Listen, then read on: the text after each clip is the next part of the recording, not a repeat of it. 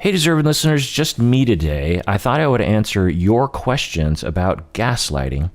A number of you submitted questions about gaslighting. We did some episodes about it in the past, so if you want those full deep dives, I would listen to those first. You can go to the search bar and search for gaslighting and find those other episodes.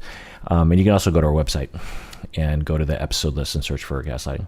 So first, let's review the definition of gaslighting. This is a term that has been in psychology and psychotherapy, and particularly the field of intimate partner violence or domestic violence for decades. So it's a term that I've been familiar with for 25 years and has only been recently used in pop culture over the past, I would say, in earnest in the past 5 years. And every time I would hear it being used in the lay public, I thought, I don't think they understand what gaslighting means, because I don't think it applies. So let me provide you, after reading many articles and thinking about it myself, this is a compilation of several different definitions. To purposely manipulate someone by psychological means, to lack confidence in their own memory, perception, judgment, for example, right from wrong, or sanity, often with the purpose of controlling the victim, to question themselves in general, not just one issue, and it can either be successful or unsuccessful. So let me drill down on this a little bit. So to purposely manipulate someone, to gaslight in the clinical literature is usually in an abusive relationship, and it is to purposely manipulate the victim. The gaslighter knows, I am going to try to screw with this person's mind, because if they question their own reality, then I will have more control over them. Now, sometimes it's in abusive relationships, it's not exactly conscious. It's more in the moment, but it's definitely an effort, a campaign that someone goes on to establish, I'm always right and you're always wrong, and therefore I will have more control. So it's a part of the overall control matrix that the person builds.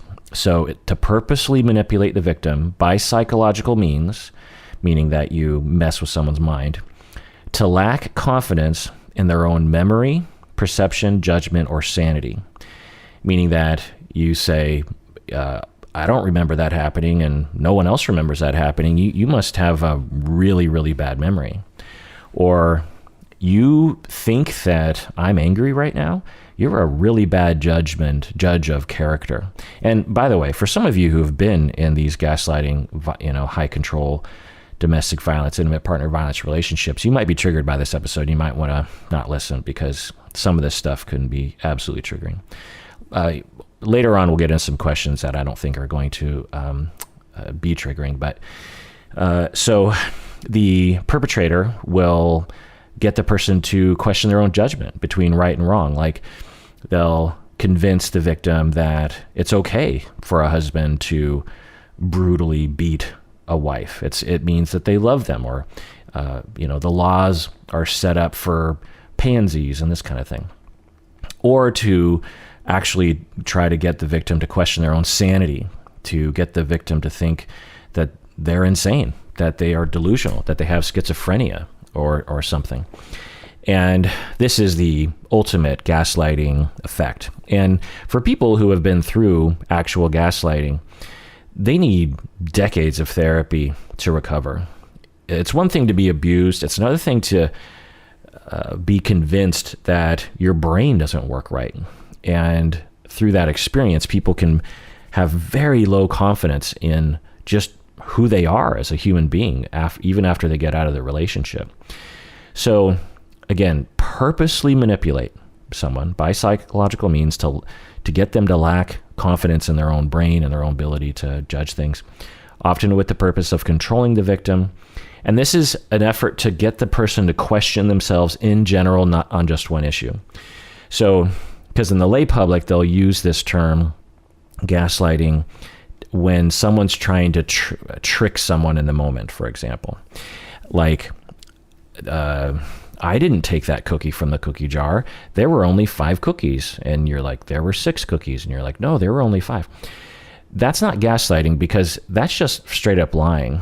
And you might be trying to get the person to question their judgment regarding that one issue, like how many cookies are in a cookie jar, but you're not going on a campaign to get the person to question everything. Because, to be a victim of gaslighting, you question yourself whether you're around the perpetrator or not.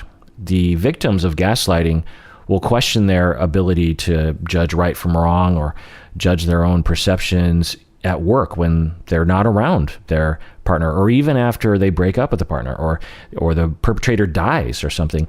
5, 10, 20 years later, the victim is still questioning their own memory and perception and judgment and sanity. So the gaslighting effort creates a general question mark on the victim regarding how their brain works and how they're able to judge things. So that's important. Now, I'll also say that it can either be successful or unsuccessful. Someone can try to gaslight you, and if it doesn't work, then it's still trying to gaslight. The other thing I'll say is that language changes over time. The word literally has changed to the opposite meaning in some instances. And at first, I didn't like it, but you just have to adjust. Every word changes over time, and that's just one of the things you got to adjust to. There are certain changes in language that I adjusted to pretty easily. Like the whole LOL thing. When it first happened, I thought, it's kind of clever. It's a easier way to communicate over chat, that kind of thing. But I remember there were a lot of people saying it was the end of the English language that we were allowing these emoticons and LOLs, and I thought, it's not the end of the English language. It's just evolving to fit chat and this kind of texting and this sort of thing. And so I don't want to be one of those men shaking fist at clouds kind of dudes saying that the word gaslighting can't change, because it can, and people are using it. But I think it's important to know where clinically the word was used and what it was used for. One, for precision of language, because we should be careful about just having words mean nothing, or having words mean too many different confusing things. And we've seen politicians kind of use this to their benefit. So it's important that we follow some kind of system of communication. It doesn't mean that we can't change over time, but we have to think, we have to reflect and have a discourse around, like, what does this word mean and how is it changing? The other reason why we need to question the lay public's use of the word gaslighting is because there are people who identify as having been gaslit. This term has been around, like I said, for decades, and there are a lot of people who are the victims of high control relationships, whether it was an abusive marriage or they were in a cult. Cults will also use gaslighting to gain control over members, or cultish religions. And those victims know they've been gaslit. 30 years ago, they were in therapy and someone said, you were gaslit, and they described that whole thing. And they're like, oh, it's validating to have this term, to have a whole research topic that's been around for a long time. And if we just start throwing this word around for extremely small instances of deception or confusion or disagreement, then those who have been legitimately gaslit have reason for feeling like they're being transgressed upon. So that's another reason why we want to be careful. I'm not saying that we don't change the word, but we would still need another word for true gaslighting. Like call it true gaslighting or abusive gaslighting or long-term abusive gaslighting or something to really discuss it. Okay, so how are people using it in the lay public? And over time, I've been cataloging, because it's so hard for me to adjust how I'm using the word to the way the public is using it. So I've been actually keeping a list of the way people have been using it. It seems to be people are using it in these 3 ways. There's probably other ways as well, but I think, and it's hard for me to know what people are meaning, because they just seem to throw the word out there on TV shows or YouTube videos or something. And I'm not there to say, when you say the word gaslight, what do you mean by that? But it appears that people mean one of the three things. One is trying to make it seem like the other person is to blame. So for example, you might say, you keep making it seem like I was to blame when clearly you know that you were to blame, and you're gaslighting me to make me believe that I was to blame when you know you were to blame. So that seems to be one use of the word gaslight. That, again, if let's review the established definition of gaslighting in the clinical literature. To go on a campaign to purposely manipulate someone by psychological means to lack confidence in their own memory, perception, judgment, or sanity in general. So that's quite a big contrast to the really common practice in pretty much every conflict, in every marriage, and every romantic relationship or friendship for that matter, in which you try to make it seem like the other person is to blame and you're not to blame because you kind of feel like the other person is to blame, or you're distorted or whatever. But to use gaslighting in the term, in situations where it's like, hey, you're trying to make it seem like I was to blame when you know you were to blame, you're gaslighting me. Now, if this was one of 1,000 different behaviors on a campaign that this other person was going on against you, then maybe you could call that gaslighting. But I see people using it in these one instances, like you're gaslighting me right now, even though you don't generally gaslight me. You're gaslighting me in this 2-minute span of time. You can't gaslight someone in 2 minutes. You have to gaslight someone over usually the period of years. You know what I mean? Certainly, more than a couple minutes. The second usage that I see people in the lay public using gaslighting for is telling the other person how they feel or think. So, for example, you might say, you keep telling me that I am angry and that I'm rejecting you and that I'm cold, but I wasn't. And you know that. You are gaslighting me. So, if you tell someone else how they think or feel, you're gaslighting someone. And the third instance is denying something that is obvious. So, for example, you keep denying that you are angry right now. You keep saying you're not angry, but you know that you're angry. Clearly you're angry, and you keep denying it. You're gaslighting me. Okay, so all these are kind of related. There's definitely some overlap between these, but again, just to review, trying to make it seem like the other person is to blame when they know that they're not, when they know that they're to blame. So that's the kind of key that I think what is happening when people are using the word gaslighting in the lay public is that you know the truth, but you keep trying to convince me of a falsehood. You know that you are the bad guy, but you keep trying to make it seem like I'm the bad guy. So according to my usage of this term and the clinical literature and the those who work in domestic violence and intimate partner violence, if you know that the other person is gaslighting you, in all likelihood you're not being gaslit, because truly effective gaslighters in high control relationships will go on a campaign very subtly over time, such that you have no idea that it's happening. You question even your own ability to gather or to know if somebody is even gaslighting you. So if you know, hey, this person is gaslighting me, that might be a good clue that you're actually not being gaslit. You're just being something else. And let's look at some other terms here. And again, listen to my whole deep dive with Umberto. But I'm going to provide some terms that are similar to gaslighting and some other terms that are really not similar to gaslighting. So other words similar to gaslighting are mind games, crazy making, memory manipulation, creeping normality, and brainwashing. So mind games is basically a synonym for gaslighting, and maybe it's more like in a lesser form or something. Head games, you're playing mind games with me, man. Crazy making.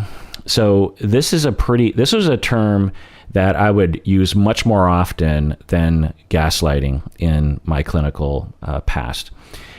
It basically means gaslighting, but it can be for smaller instances, like where a common scenario where I would use crazy making is, you have a couple and they're in conflict, and the husband is saying, you never you never love me enough. You're always so cold.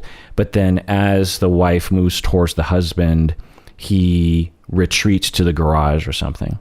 And so this is crazy making, because on one hand, he's saying, hey, you need to be more warm with me. But when she is warm with him, he rejects her. So it's crazy making, because you're thinking, what's going on here? And so crazy making, I would almost consider to be the bigger umbrella, and gaslighting is a subset of crazy making, if that makes sense. Then we have memory manipulation. This is when someone tries to manipulate someone into having a false memory. This is probably another type of maybe you could say that gaslighting is a subset of crazy making, and memory manipulation is a subset of gaslighting, because you're not trying to make the person question their ability to recognize reality, but you're trying to memory manipulate. And this might happen in military situations, like when you're trying to interrogate someone. Another is creeping normality, aka gradualism or landscape amnesia. So this is when you try to change someone's mind without them knowing that you're trying to change their mind. Like there'll be, very subtle increments of change. And sometimes we use creeping normality for societal things that aren't actually purposeful. Like an easy example is mass shootings in the United States. 10 years ago, if there was a mass shooting in the US, it would be reported. But since they happen so often now in the US, they don't get reported anymore because we just consider it normal. And that's a creeping normality. Now, of course, there's no mastermind behind that creeping normality. It's just sort of a societal effect. And then we have brainwashing, mind control, thought control, re-education. This is similar to gaslighting. You might consider gaslighting a subset of brainwashing.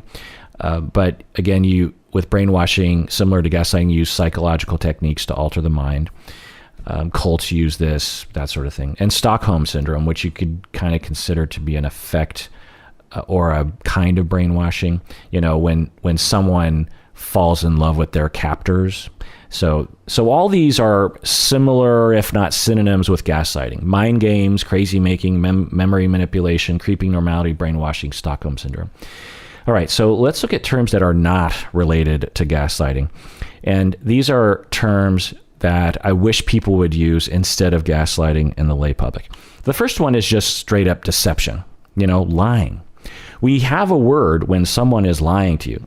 If someone is if someone knows that they're wrong and they don't want to admit it, and they want to make it seem like you're to blame, that's just trying to deceive or trying to deflect blame. We have terms for that. You don't have to use the word gaslighting in that situation. But I don't know if this is just old man shakes fist at cloud situation, but I feel like people are so used to lies and deception and the labels of lying and deception that people feel like if you were to say, hey, you're lying to me, or hey, you're trying to deceive me, it doesn't feel like much of an accusation, because we've gotten used to deception and lying so much. So we need this bigger word like gaslighting to highlight, hey, you're doing something awful, because deception and lying are just so commonplace at this. I don't know. Another thing that will happen sometimes that people use the word gaslighting for is motivated reasoning. So this is distorted thinking. When you are in a conflict with your partner, you don't want to believe that you're to blame.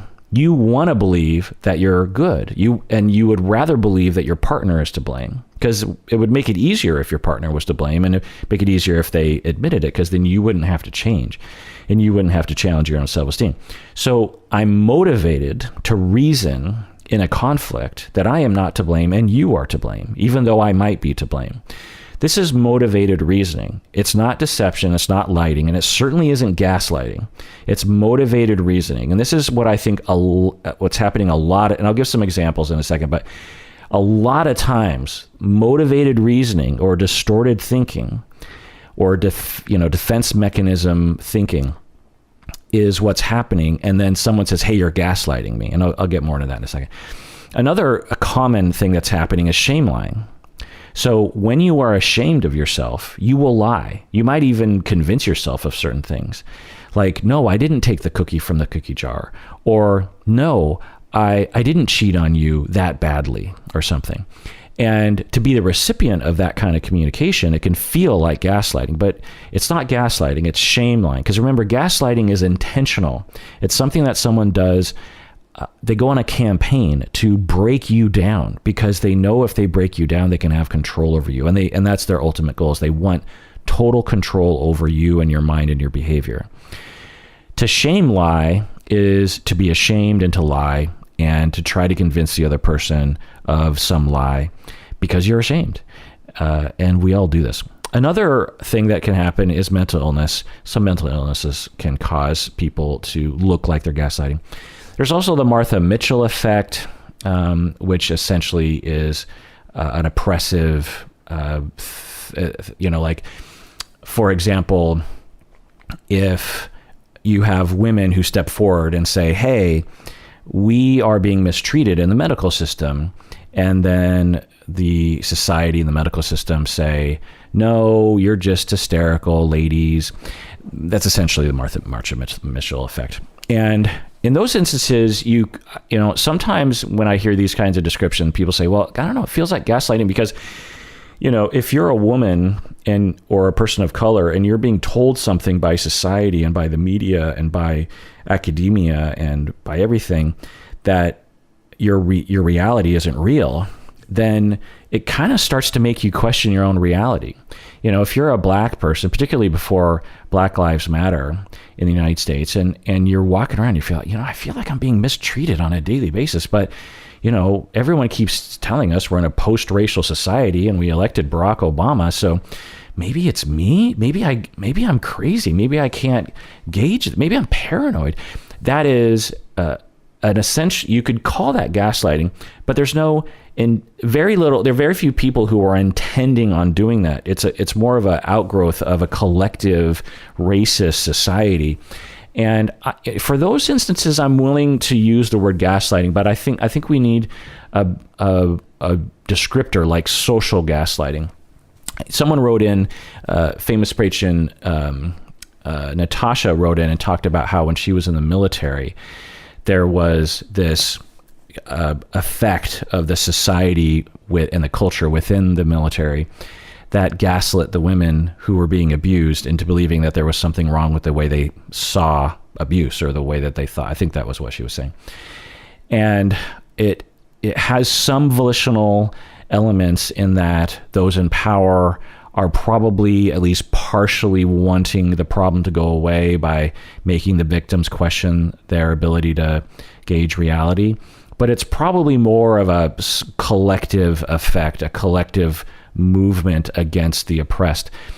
In those situations, because I consider that such a pervasive problem and such a problem, that the weight of the word gaslighting, I feel, is justified in that situation. But we have to call it societal gaslighting, because to say just gaslighting, to me, implies there's this mastermind at the top that is trying to make you question your reality as the oppressed, which usually isn't the case. And, you know, you could argue against that, but that's just the way I see it. Another term that is not gaslighting, but some people will mistake it for, which is persuasive speech. So if you have a politician who is trying to convince you of something and you disagree with them, like they think that abortion should be illegal, and they're like, you know, they bring up all their points and they discount your points that you're making, that's not gaslighting. Now, if they went on a campaign over time to try to erode your confidence in your own ability to judge reality, then that would be gaslighting. But if they're just trying to convince you of something and it's upsetting you, the thing is I feel like the word gaslighting holds so much cultural weight at this point that anytime someone feels like they're being mistreated by a persuasive speaker or someone that's not listening, they want to use gaslighting. It feels good. You know, it just feels like you're gaslighting me. Right now, the cultural zeitgeist is such that if you call someone a gaslighter, it's just a slam dunk kind of a word, you know? And I don't think that that's the right way to think about it because we should be able to look at a politician and say, you are using your persuasive speech for evil, or you are trying to convince me of a political point that I'm not convinced of, and here are the reasons why. I don't think we should just say, you're gaslighting me, and walk away.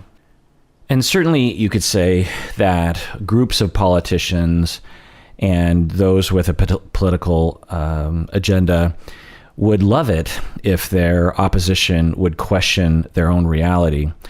But I don't know. I think we have other words that we could use for those situations that it would be more precise than gaslighting, which I feel like has a pretty precise usage, which is usually in abusive relationships or cult relationships. The other word is propaganda, which is a term that we use for, communication that is trying to influence an audience, trying to further a particular agenda. It's in that persuasive argument. You're not necessarily trying to make the audience trying to question their reality. You're just trying to be very, very persuasive. Maybe you could use the word gaslighting in certain instances of propaganda, but generally speaking, I don't think we need to. Okay, so let's go to your questions now. The first person says, is there a better term for gaslighting? I feel like as soon as I say it, the conversation can get shut down. End of question. So this is an interesting question. Is there a better term for gaslighting? I've already kind of gone over that a little bit, but let's go into further detail. But it's interesting that you say, I feel like as soon as I say the word gaslighting, the conversation can get shut down.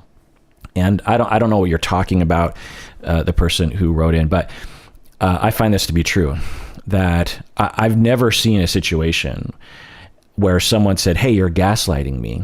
And the other person was like, well, let's think about that. Like it's just a way of attacking or defending or, being destructive in a conversation. So let's review some popular gaslighting or accusations of gaslighting that I've seen recently in some of the shows that I've been watching on reality TV. And if you're familiar with my YouTube channel, you'll know these instances. And if you're not, I think I'll give enough context that you can understand. So we have Greg and Katie on The Bachelorette. Greg, I believe, had a distortion that Katie was being cold and rejecting. And he kept telling her that she was harming him. If you watch that show or you watch the clips, you saw him saying, I can feel that you just pulled away from me. He used other kinds of words. You're completely rejecting me. And she was like, what? No, I'm not. And she kept denying it. She kept saying, no, I wasn't rejecting you. And incidentally, I don't think she was. I think he completely distorted what she was doing due to his own defenses. And he kept insisting, like, no, you completely rejected me in that moment. And she's like, no, I wasn't. He says, yes, you were. And then she said, you're gaslighting me. Okay, so why did she use that term? Well, one, he kept telling her how she felt, which contradicted her experience. And two, he was trying to make it seem like she was to blame when she thought he knew he was to blame. So those are those common, lay public usage of the word gaslighting. He kept telling you were pulling away from me. And she's like, no, I wasn't. And you're to blame for this breakup, even though I secretly know I'm to blame. So a better term for this. Well, the first thing I'll say is, I think we should steer away from using terms altogether. We should use descriptions. And this is what I tell my students all the time. They're like, is this fusion, or is this undifferentiation, or is this projection, or is it? And sometimes it's useful to know the use, the definitions of these terms for sure, just so we understand that there's a concept. But it's in the description, like borderline personality disorder. What, do they have borderline personality disorder? It's just a word, what do we mean by that is the important thing. And it's just a placeholder. So if anyone says, hey, you're gaslighting me, if they said that to me, I would say, give me a paragraph as to why you're using that word, and I will listen to you. But if you're just going to label something like you're gaslighting me, I really have no idea what you mean by that. It'd be much better if you just describe to me what you think is happening right now. So, for example, Katie could have said, look, Greg, you keep insisting that I treated you badly in that moment. But that doesn't match up with my memory or my intention. I don't remember treating you badly. I thought I was listening to you. I don't remember treating you badly. Maybe I miscommunicated. Maybe you misinterpreted. I don't know what happened. And I really hope that you can believe me that I wasn't being bad to you in that moment. And I kind of feel like you saw something that wasn't there. Okay, just say that. If you say gaslighting, no one has any idea what you're saying. So just use your words. And I think that one of the reasons why people don't use their words is, one, they don't have precision of language. They haven't been educated, or they don't think about this very often. So they use these shortcuts as a way of getting out of having to describe something. But also, I think that, if you've had a significant amount of someone putting you down or making you feel stupid in your life, you want to get in and out of arguments as fast as you can. And you might believe that if I stay in this argument long enough and am expected to explain myself, I'm going to lose because I'm not good at this sort of thing. And so terms like these are the respite of the non-confident arguers. It's important that we gain confidence in those areas and that we can take the time to really explain something, even if we're not quite sure about it. We're like, well, I kind of feel like you're saying that I'm to blame, but I kind of feel like you're to blame, but I don't know. Instead we take a shortcut and we say, you're gaslighting me. Okay, let's look at Darcy and Georgie. They recently had an instance in which Darcy was saying, you're gaslighting me. Long story short, Darcy was accusing Georgie of many things unfairly. Darcy is saying, you're a bad partner, you're out to get me, you don't really love me, all these kinds of things. And Georgie eventually, after weeks and weeks of this, started to defend himself by saying that you are the one that's mean to me, and you keep pushing me away, and you the way you treat me, yeah, it does make me not want to love you anymore because you keep accusing me of all these things. And Darcy denied treating him badly. She's like, I didn't treat you badly. I don't know what you're talking about. And Georgie insisted, yes, you did. You've been treating me badly this whole time. I'm using my own words, of course. And then Darcy says, you're gaslighting me. All right. So what does she mean by gaslighting? Well, she's using that second term, which is you're making it seem like I'm to blame when you know that you're to blame. So this is that's that usage. Georgie, that you're to blame, but you're trying to make it seem like I'm to blame. You are gaslighting me. Again, let's contrast that with the ongoing definition in the clinical literature for gaslighting, and where the original term of gaslighting comes from, which is from a movie and a play from, almost 100 years ago that was just this, where you have a high control person going on a volitional campaign to get someone to question their ability to gauge reality in general by screwing with their mind. Is Georgie doing that to Darcy? No, he's disagreeing. Darcy and Georgie are disagreeing in a very common scenario, by the way. Darcy's like, I didn't do anything wrong. You're the jerk face. And Georgie's like, I didn't do anything wrong. You're the jerk face. There's no gaslighting. That's just a argument. You're not understanding each other. You're misunderstanding. You're triggering each other. You're having a hard time communicating about what's happening in your heart. So what Darcy could have said was, you keep saying that I've been pushing you away, but that doesn't match up with my memory or my intention. Okay, so she could have said that. What Darcy probably should do is stop and consider his words. Instead of saying you're gaslighting me and shutting down the conversation, she should probably say, he keeps saying that I'm treating him unfairly. I wonder what that is about. I wonder, maybe I do treat him unfairly sometimes. That's what she should do. All right. The third instance here is with Ethan and Trisha.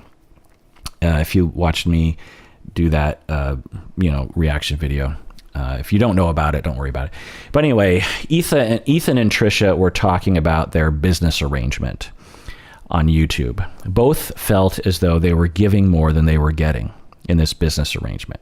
Ethan thought, look, I'm giving all the expertise and technical stuff. And Trisha's like, I'm bringing all my fans and I'm bringing my fame and I'm not being compensated enough. And Ethan's like, I'm not being compensated enough.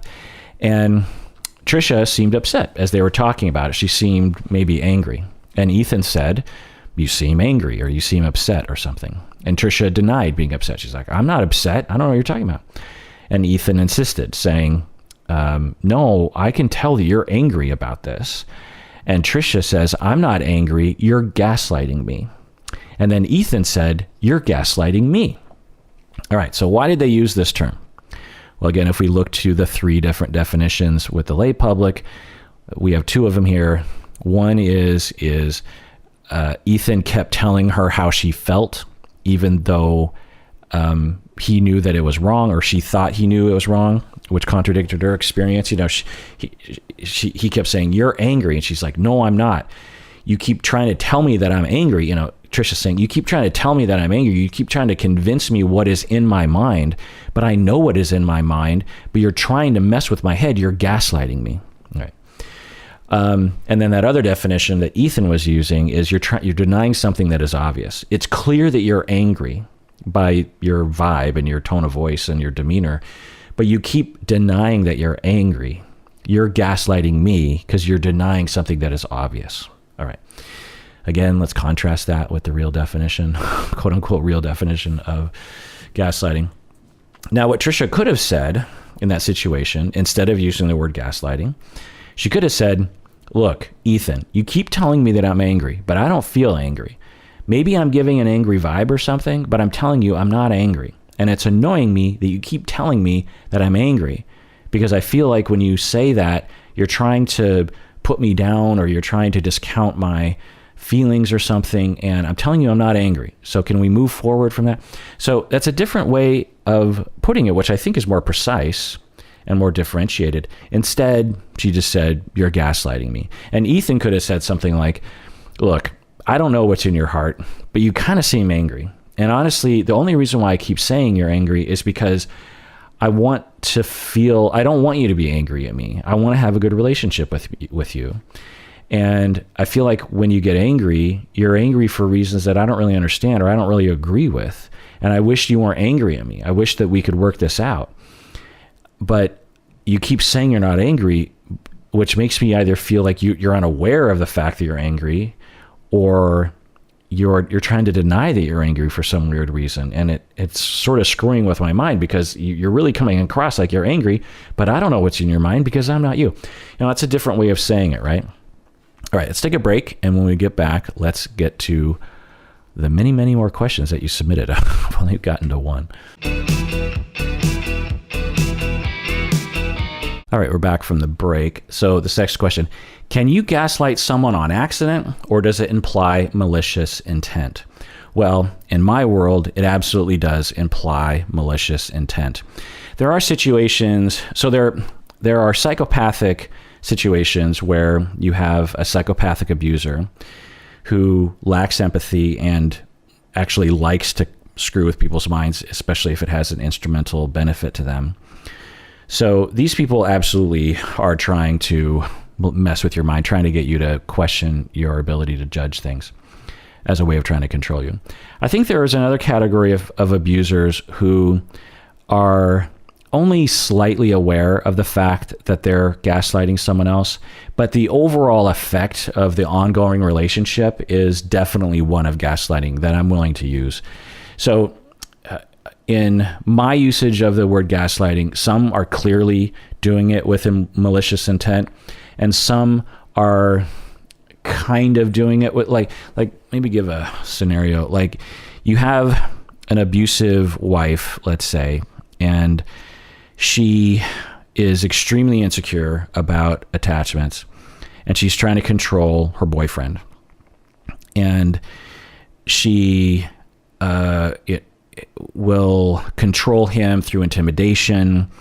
She might even put hands on sometimes, and she might even, like, if he starts to disagree with her, she might say, like, when you say things like that to me, it makes me want to scream and call the police and say that you assaulted me. And, I can be pretty convincing with the police, and you don't want me to do that.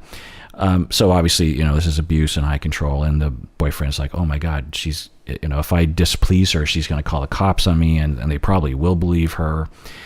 And that would be, that would destroy my career, this kind of thing.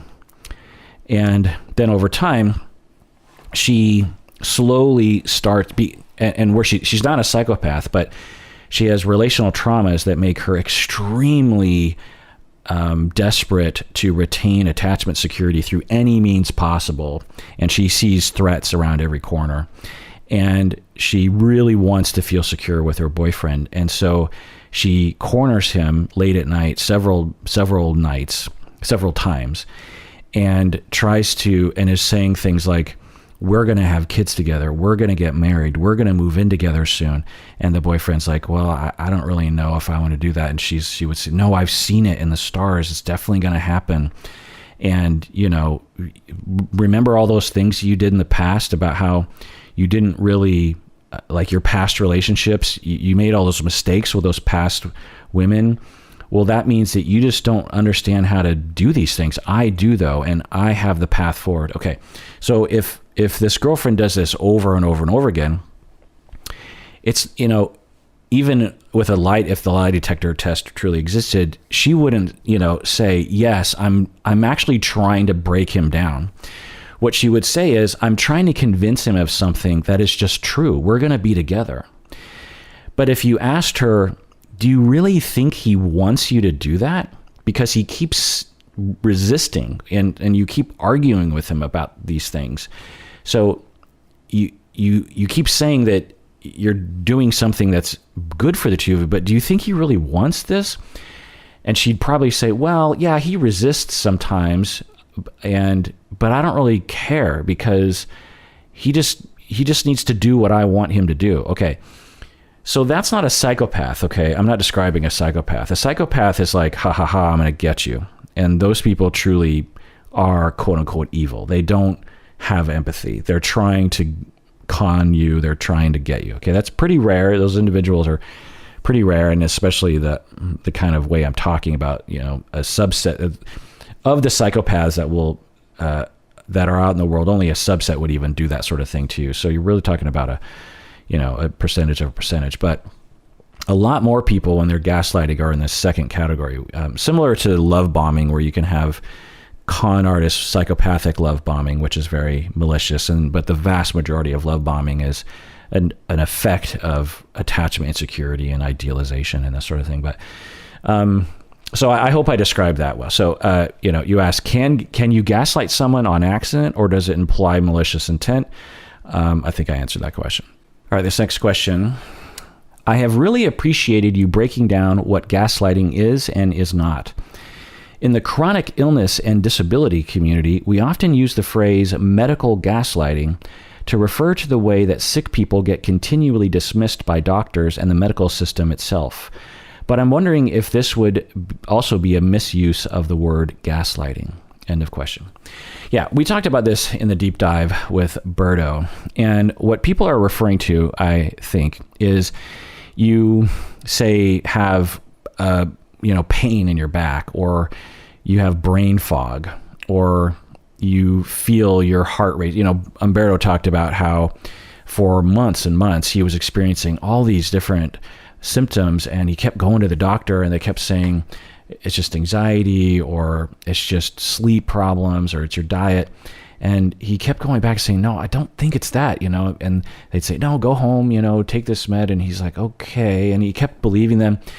And then eventually he just, I think, forced the issue, and they took his thyroid, and they found out his thyroid, he had cancer in his thyroid, and his thyroid was completely misfiring. It was turning on, it was turning off, and all of his symptoms were completely right down the middle of this disease that causes problems with the thyroid. And for the first number of months, you would feel as though you're being gaslit by the medical community. But I'm not a fan of this usage of the term, because it implies, again, this malicious intent that the person is out to break you down. But the medical community isn't sometimes it is. Obviously, there are individuals, there are psychopaths within the medical community, and harmful individuals and people who just have a really bad bedside manner, if you will. But for the most part, they're trying. And you could say that the system is set up because of managed care, or the way that people are educated, or the sort of things that the medical community focuses on. The medical community historically has been really interested in continuing life. If like heart attacks, for example, are very well researched, and if you have a heart attack, in all likelihood, you're not going to be gaslit by the medical community because they listen to you. But if you talk about like chronic fatigue or brain fog or anxiety symptoms that don't seem to be connected to any kind of anxiety, or, intestinal symptoms, memory problems, concentration problems, sleep problems, these sorts of things aren't focused on in the medical community traditionally, because they don't, one, have a huge life or death dimension to it, not usually, but also because a lot of these problems are really hard to diagnose and treat. Heart attacks, it might seem strange, but heart attacks and a lot of cancers are a lot easier to treat and to assess than, say, chronic fatigue. Because chronic fatigue, apparently, we haven't gotten to the point in our medical technology and abilities to pinpoint why a lot of people experience chronic fatigue. So there's this temptation to ignore it, or to blame the victim and say it's all in your head, or there's some lifestyle problem that you're doing. And so it's not a purpose, it's not on purpose, but the effect is definitely a gaslighting effect on the people who have chronic illness or in the disability community. You will often, when you bump up against these systems that are denying your experience and making you feel like it's all in your head, or, just not listening to you, and, multiple medical providers, and you start thinking, maybe it is in my head. Maybe I am crazy. Maybe there's something wrong with the way I see the world or something. And then you find the right practitioner and you're like, no, for years now I've been suffering and no one's been listening to me. Okay, so it's a serious problem. Do not get me wrong.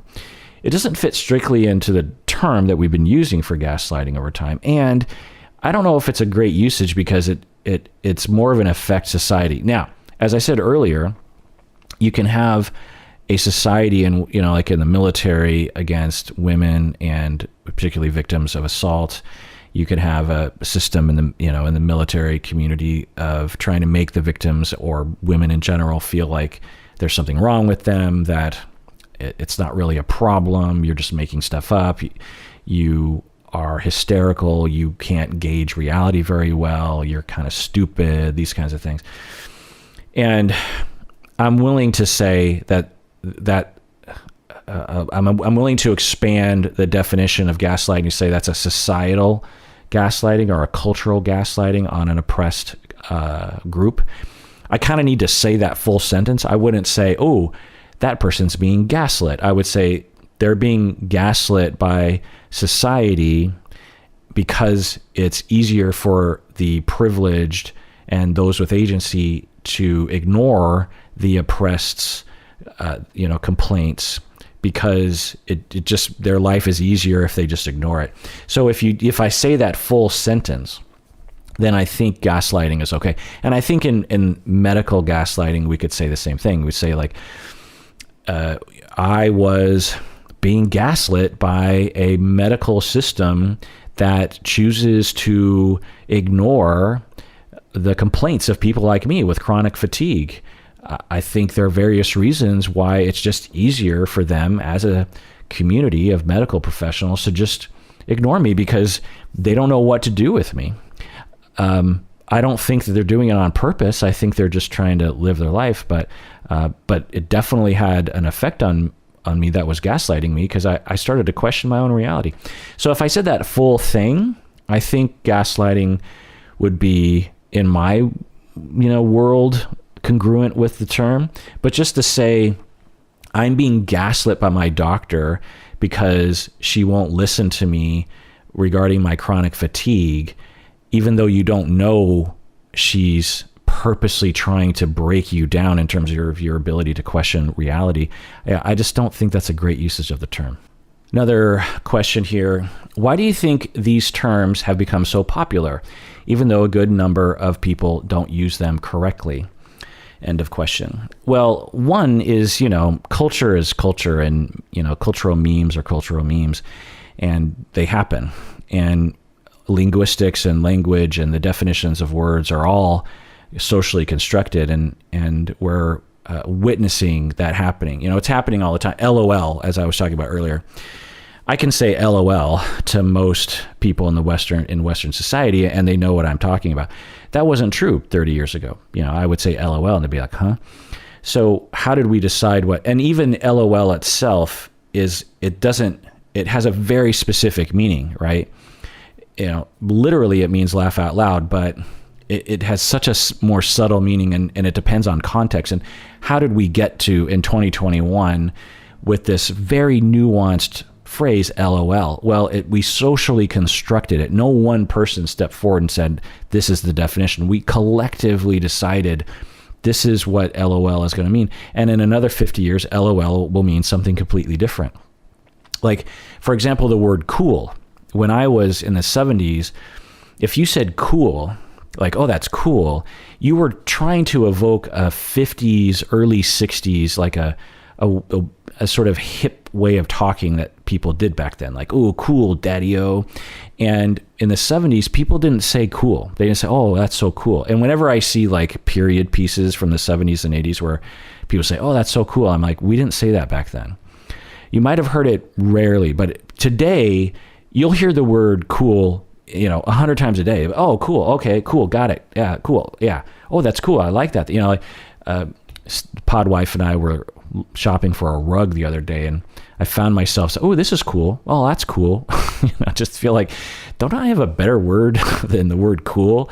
So, and then in the, I think 80s and then definitely the 90s, we started using cool, but it was used by cooler people. It wasn't used by uncool old people. Young people were using the word cool, and it was something that we had for ourselves.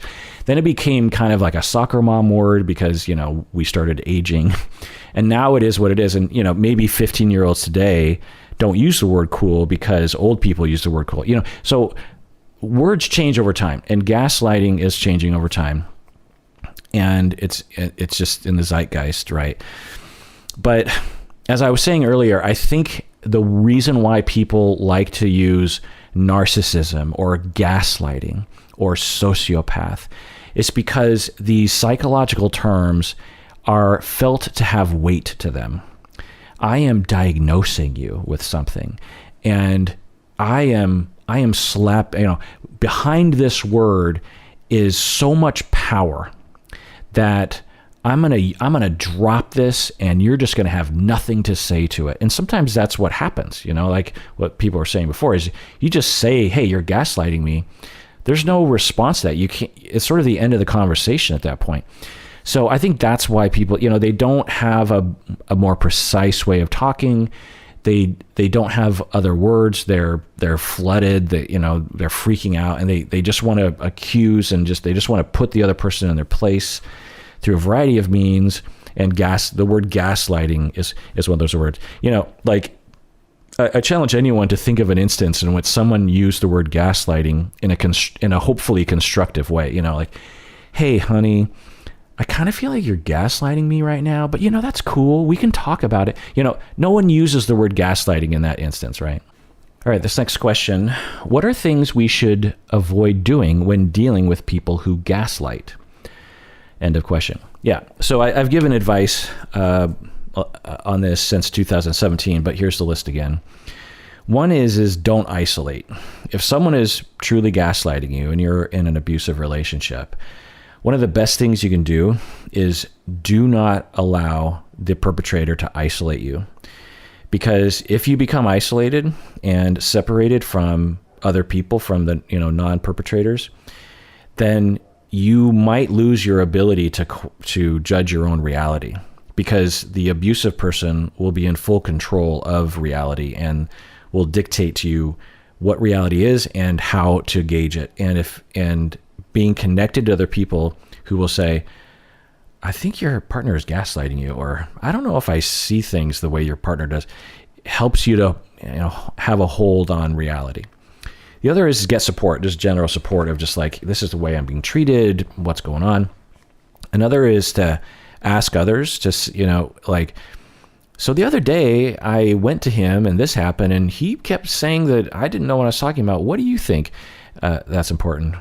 Also, shed light on the matter is my phrase for it. But one of the best things you can do is like get other people there, for example, like you're being gaslit, and if your friend or your mom or your cousin or something is in the room, then that other person be like, what is happening right now? You want there to be, the more isolated you become and the more kind of closed in and stale you are, the more likely you are to lose your grip on reality. The other thing is just try to get away from the gaslighter, obviously. I mean, it's likely the only solution, honestly, because if you can't get the gaslighter to stop, if you can't get the abusive person to not be abusive, this is why we have shelters. This is why we have advocates. And because as you try to assert yourself, then the abuser will just abuse and gaslight more. You might even be in danger.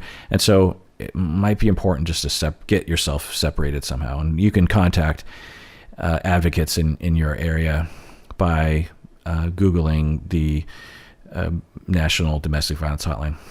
The other thing is to know that you deserve better than that. This is important to hold on to. And the problem is that easy victims of gaslighting and abuse often have been treated as though they deserve to be gaslit and they deserve to be abused, and they actually don't have a good grip on reality. But the more you can convince yourself that you are a good judge of reality and you do deserve better would be important. The other thing is to look for signs of gaslighting.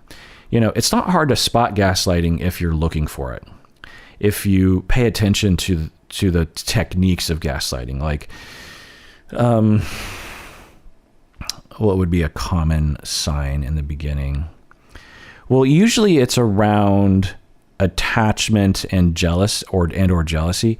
So, for example, a real common one would be you're at work and your partner comes to you and is like, your partner, the perpetrator, she says, so I noticed that your coworker, she's flirting with you. And you're thinking, huh? Like, I didn't know she was flirting with me. And your abusive partner is like, yeah, she's definitely flirting with you. And I kind of feel like you're flirting back. And you're thinking, huh? Like, what? No, we're just talking. I mean, we're friendly, but I don't think it's flirting. Can't I just be friendly with someone? And then she says, well, you know that men and women can't be friends, right? And anytime you have men and women talking, one of the individuals, they want to screw the other person. Everyone understands that. And you're thinking, is that true? I thought men and women can be friends. And then you might even say, you'd be like, hey, I think men and women can be friends. And then she's like, oh, look at you. You're trying to defend your friendship with this. You don't care about me. There's something wrong with you. Okay. So often the gaslighting will begin in some kind of jealousy instance. So that would be a sign to look for. The other thing to do, the last thing I'll say, is to fight back if you feel safe enough to do so. Is to say something like, hey, you're gaslighting me. I mean, that's a good incident. Meaning that you're trying to make me question my grip on reality. I don't appreciate that.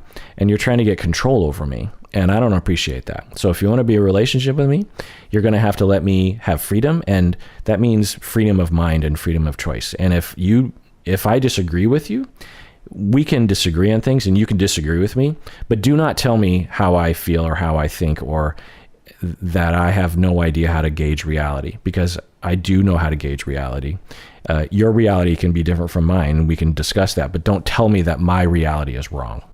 All right, this next question is from Patron Ed from New York, famous patron Ed from New York, a lovely fella on the Facebook fan page and beyond. He won the patron or the fan or patron of the year award. I sent him a mug. Great guy. He submitted a question and said, "Kirk, are you gaslighting me?" Which I'm guessing is a question or a joke. Next question. All right, this next question. My ex used to gaslight me quite a bit, and I've been in therapy to deal with fixing my perception of myself after being gaslit by him. Now I've been in a healthy relationship for over a year, and I still have trouble worrying if he will lie or gaslight me, and I won't be able to recognize it. Will I ever be able to just trust my partner? End of question. It's a good question, and it exemplifies the true nature of the term gaslighting, in that you're saying my ex used to gaslight me quite a bit, and you've been to therapy to deal with fixing your perception of yourself after that. So that tells me that you were actually gaslit because you needed therapy to correct for how he made you feel by his gaslighting of you. He made you feel as though you didn't know what was right or what was wrong. And he got into your mind, right? And you had to go to therapy to fix your perception of yourself back to reality.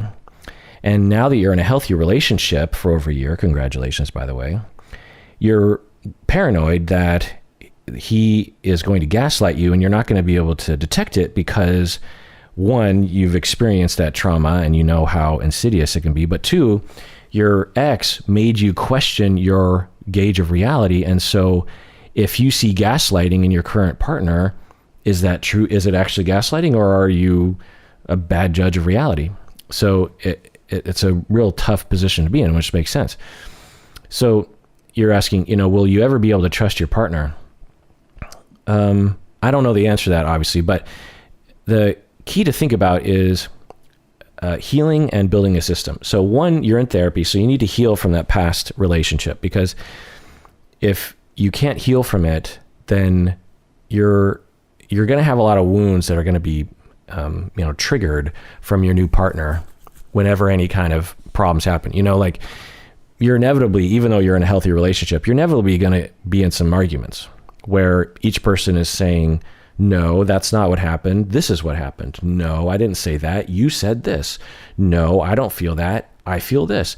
And it has the flavor of gaslighting, but it isn't gaslighting, right? It's just regular motivated reasoning or shame lying or, persuasive speech or even just lying, but it's not necessarily gaslighting, right? So how can so you're going to be triggered a lot of those whenever there's a disagreement or some kind of misunderstanding, or your new partner is saying, no, you don't see this correctly.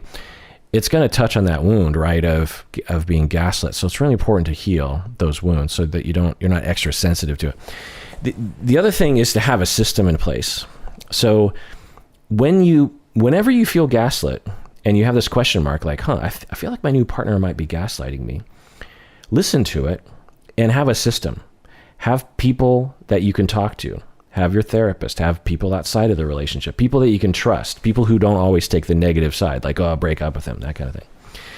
Because that's really the only way. You can't be expected. And the antidote to gaslighting is other people involved, like I was saying before.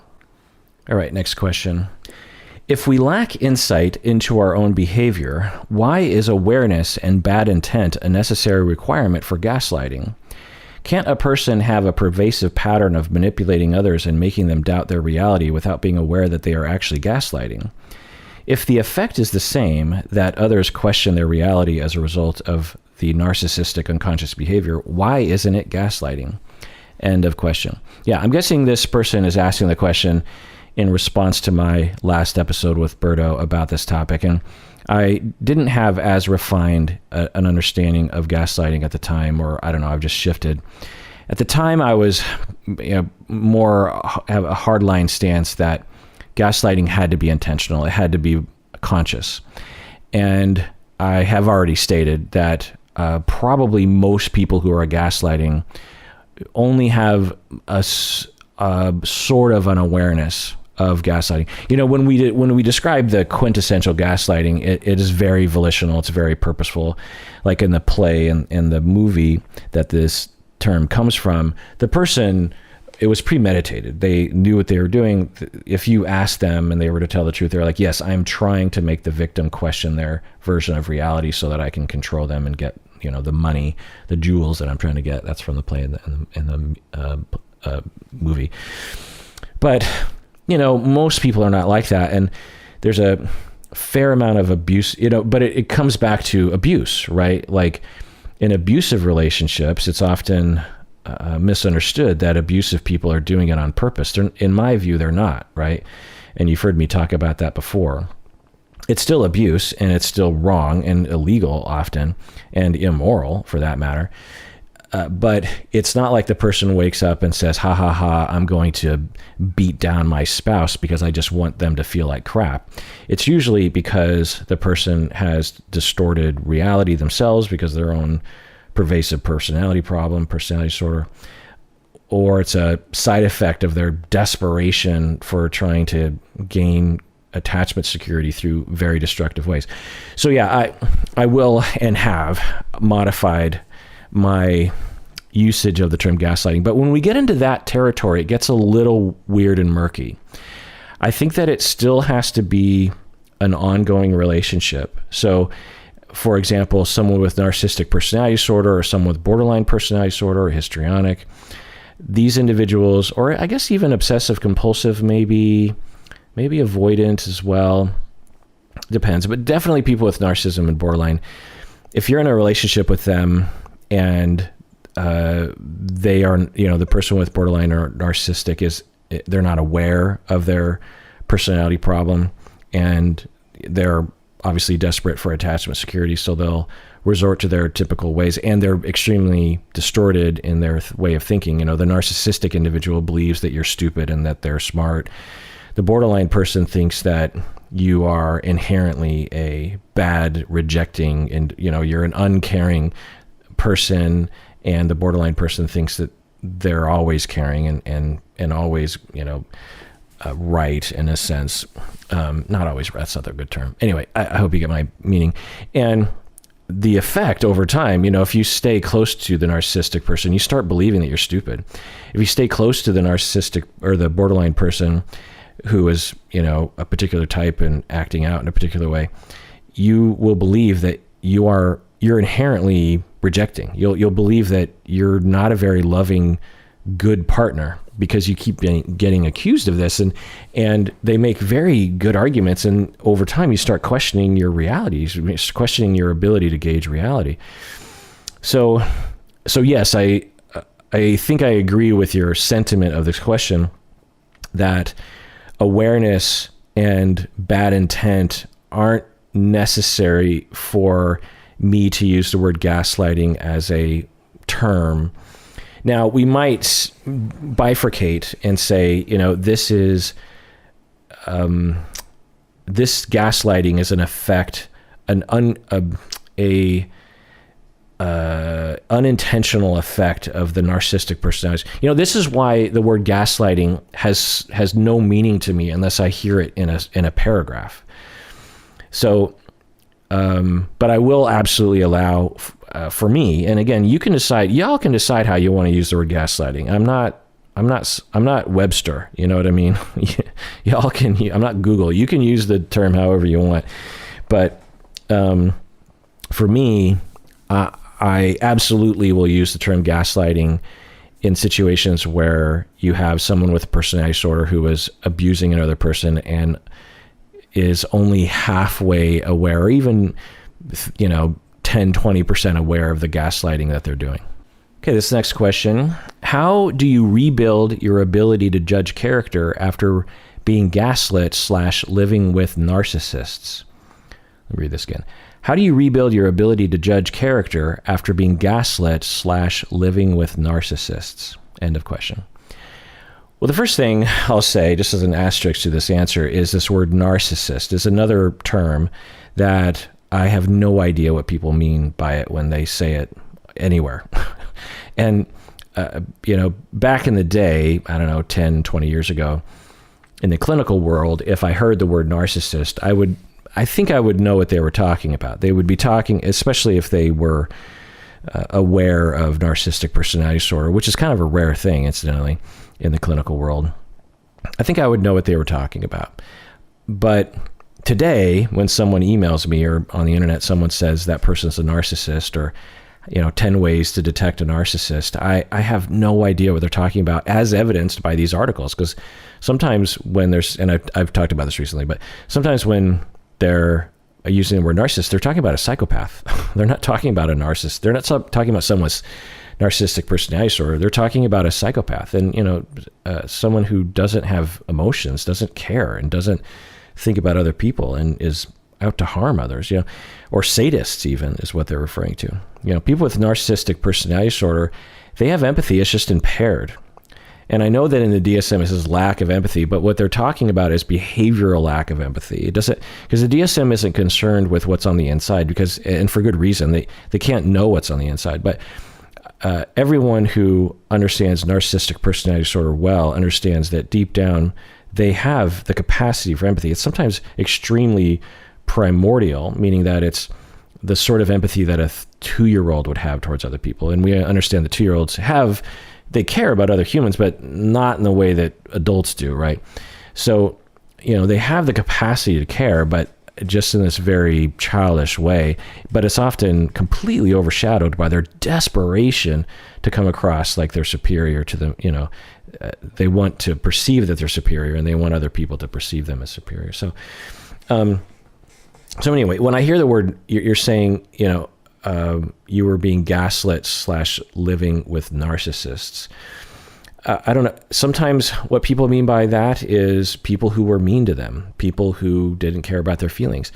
And you could just say that, people out there, I recommend not using the word narcissist unless you're willing to back it up with a paragraph explaining what you mean by it. Just saying narcissist, the internet seems to think they understand what, anyway, so I would avoid that. Same with gaslighting. I would avoid using the word gaslighting unless you're willing to quickly follow it up with a paragraph or 2 or 3 sentences of what you mean by that term. And by the time you've done that, you don't need the term anymore. You could just say the 3 sentences. You don't need the term anymore. But anyway, so you ask, how do you rebuild your ability to judge character after being gaslit? Well, it's a pretty complicated thing to do. Obviously, it takes many years, depending on the level of abuse and trauma that you've been through. But the way to think about it is to rebuild. You want to rebuild your self-esteem. You want to rebuild your confidence in your ability to judge reality. You want to have secure attachments with people who care about you, that won't try to harm you. You want to go to therapy, obviously. And maybe as a general practice, you want to check in with yourself throughout the day. And this is something that I recommend a lot of people do for various reasons.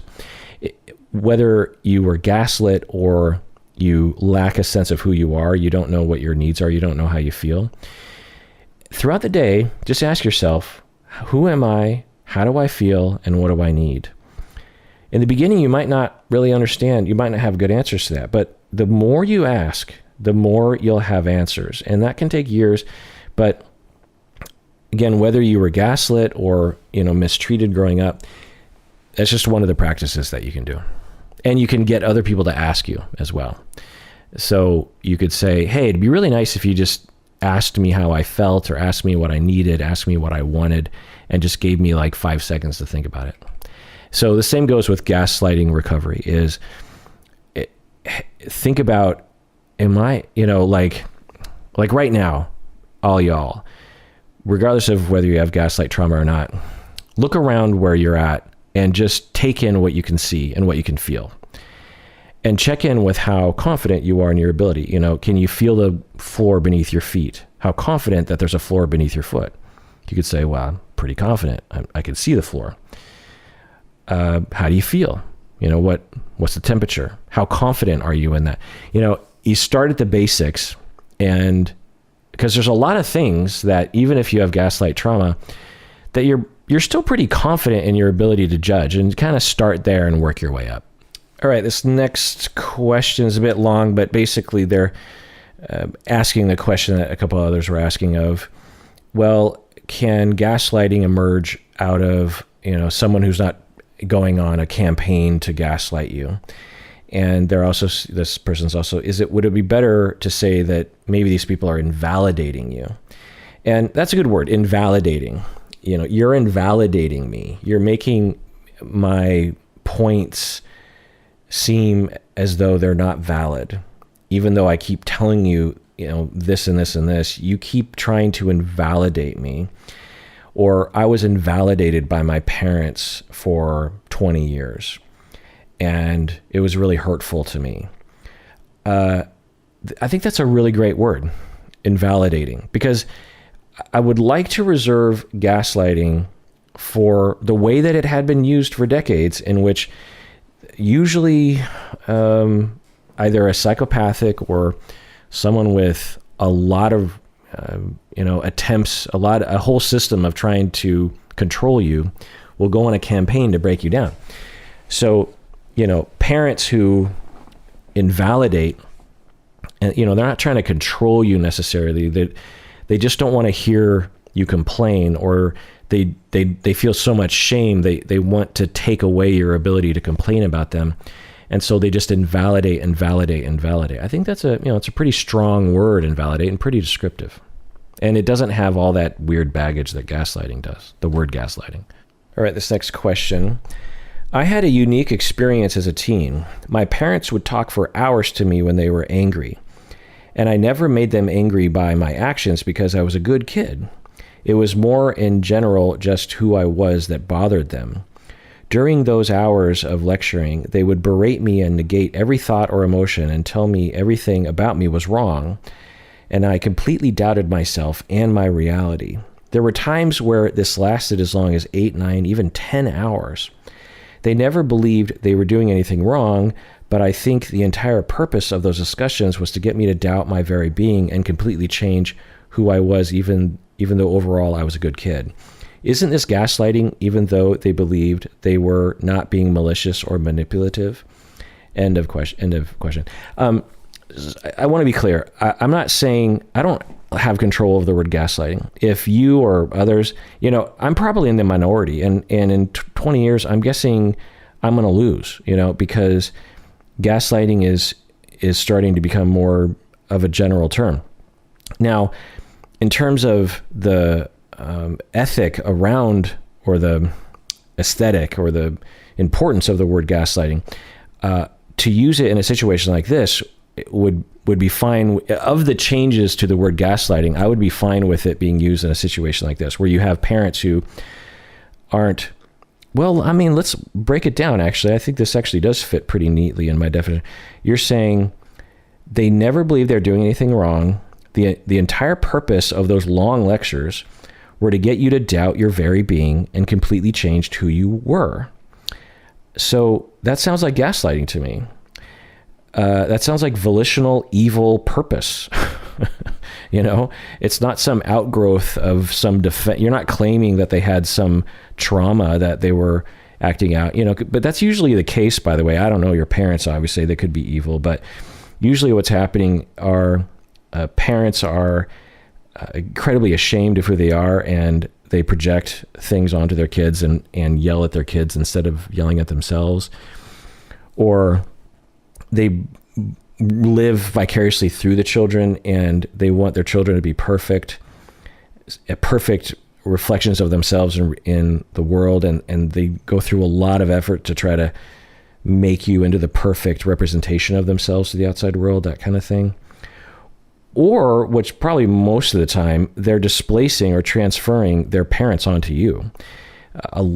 Every parent does this, by the way. It's just a matter of degree and how dysfunctional it is. But every parent will project things onto their kids that were from their parents. You have a mom who is very distant, and you see your daughter as very distant, that kind of thing, even though your daughter isn't distant. And you might socialize your daughter to be distant so that she agrees with your projection from your mom. But anyway, you're saying, isn't this gaslighting even though they believed they were not being... gaslighters don't... So I guess there's three categories if we're expanding it. One is you have the psychopathic person. They know they're being evil. Okay. Then you have those people who are purposely trying to do something to you, but they frame it in a way that is not evil. That sounds like your category, the parents. Okay. Then you have a third category of people who are just desperately trying to gain attachment security through their very, very destructive defensive structure. And they don't believe they're doing anything wrong, but it is very wrong what they're doing. And so that's the third category. But yeah, another question here. Do people who are gaslighting always know they are doing it? Does it have to be intentional to be gaslighting? I think I've already answered that question.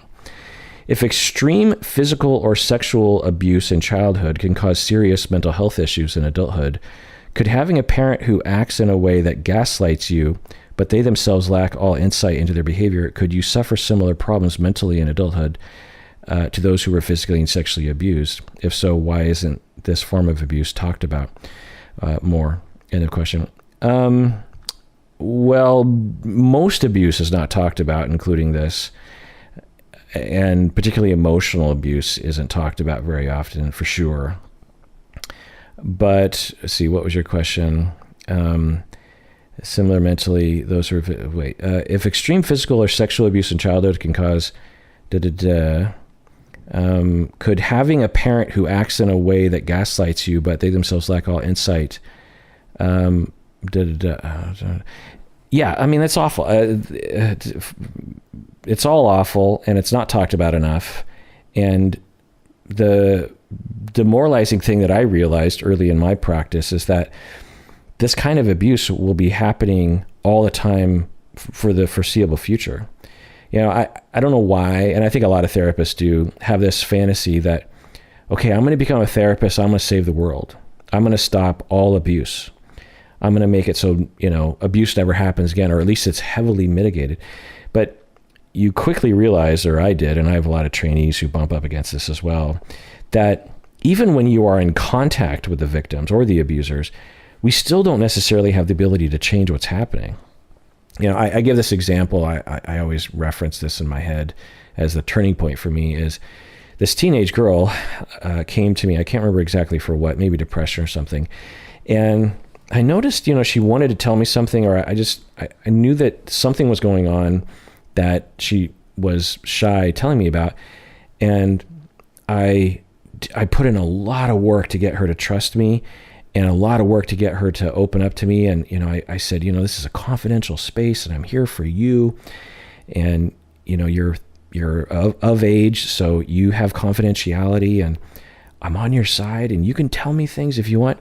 And then she finally opened up to me, and she told me about her father who was sexually abusing her.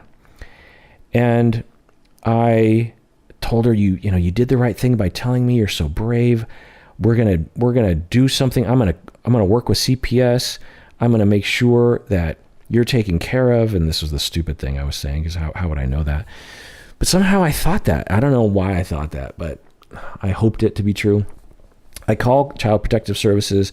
They get involved, and I'm thinking, I'm doing it, man. I'm doing one of the biggest things I wanted to do. I wanted to literally save someone's life from abuse, and we're going to get that abuser. And, the client is being forthcoming and making the reports to the police and CPS. It's all coming into place. This is working. We're going to take back the power from the abusers. And long story short, in the end, nothing happened. CPS did nothing. Police did nothing because it wasn't severe enough or something. I don't know. And she looked at me, after it all. She's like, how come there were all those promises that everything was going to work? Nothing worked out. Not only did I tell you and you told everyone else about it, but also he knows that I told you, and now he hates me, and now he's probably going to make my life a living hell. So my life sucked before, and now it really sucks because I told you and you told everyone else about it. And that's just one specific example. I mean, certainly there are other examples where the CPS and the police actually do swoop in and save people. That does happen. But I don't know. I'm just telling you this to